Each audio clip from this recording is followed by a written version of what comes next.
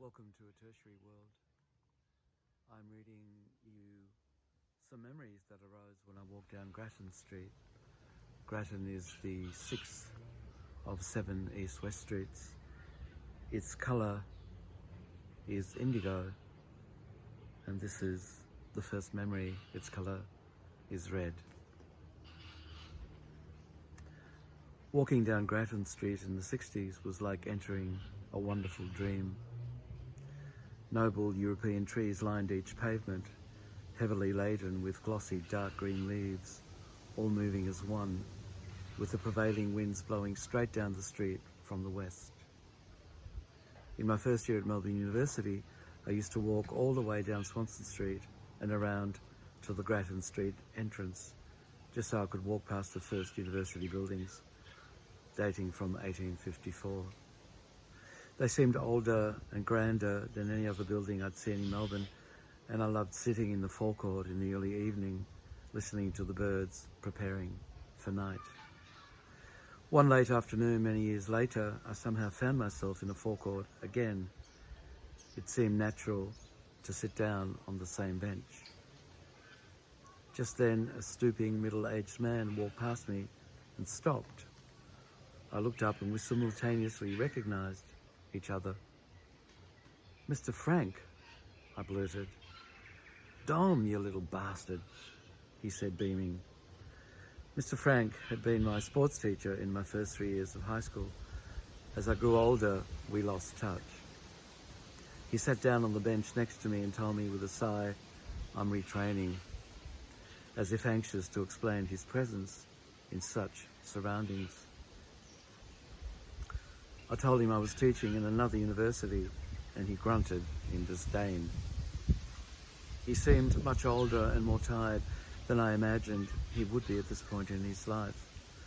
What I'm trying to say is that he seemed worn out, beaten down, and sidetracked. He had been such an enthusiastically untiring teacher. He reminded me of my last to first win in the 1961 junior cross country. He had been responsible for me even starting that race. "Did you ever know it was Tom Sojinovic who took my runners from my locker?" I asked him, slightly embarrassed to bring up this trivial matter after all this time, but increasingly curious to hear his answer. "Yeah," he said and looked down, "but I knew you'd win anyway, you little bastard."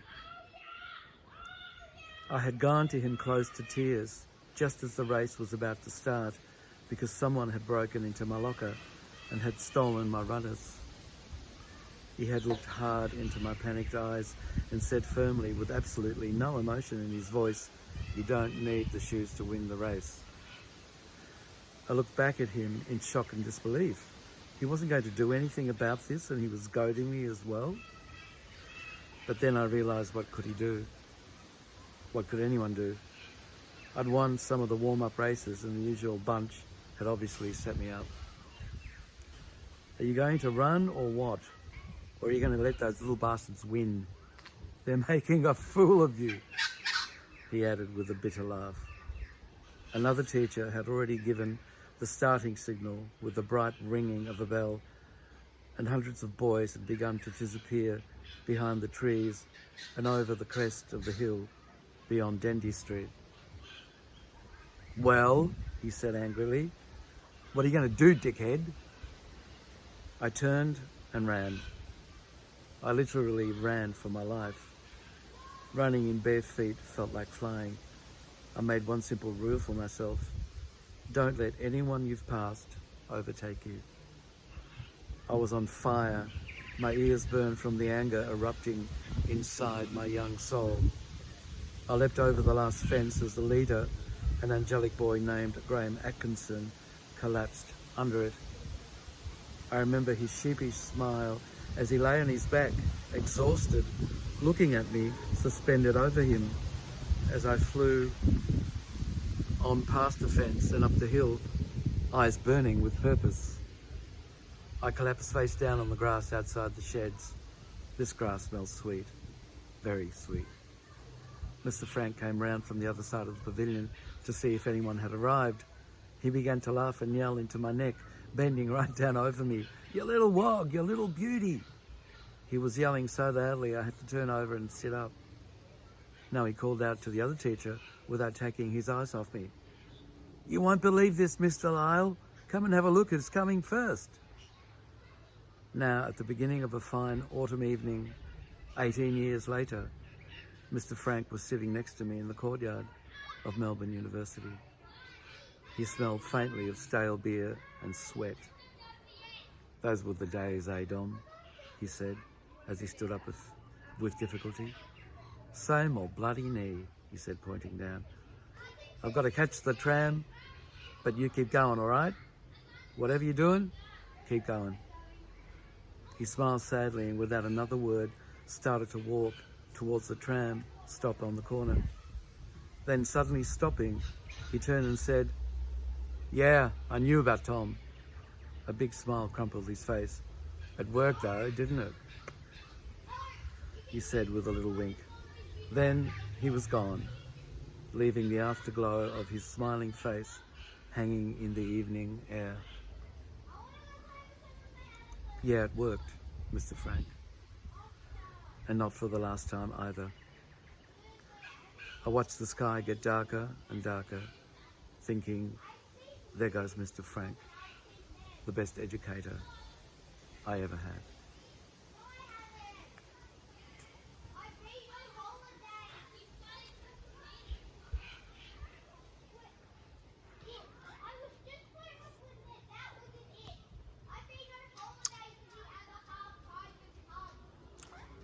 (215 Grattan Street).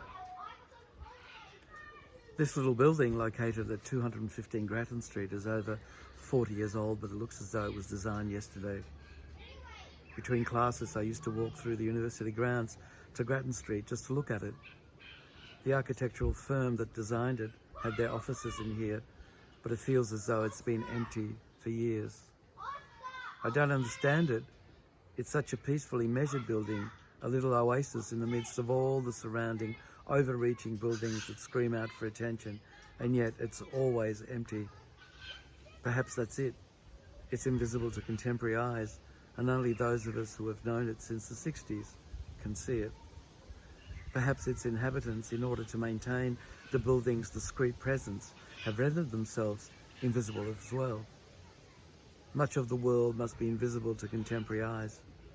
Perhaps many acts of kindness, particularly trees, small children, and specific kinds of brickwork, are simply not seen, and as a consequence, among countless other small and precious things, simply do not exist. Perhaps this includes ways particular people have of doing things like sitting or picking up a glass, or even breathing. Now that I think of it, entire chunks of the world must at times suddenly disappear into a thin fog. Conversely, much of what is new goes unseen by the yesterday's eyes.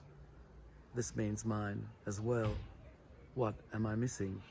I try to focus on everything around me, but at times I must confess the fog of the new suffuses much of the current world to me. It's as if a kind of screen superimposes itself on all the unfolding going on around me.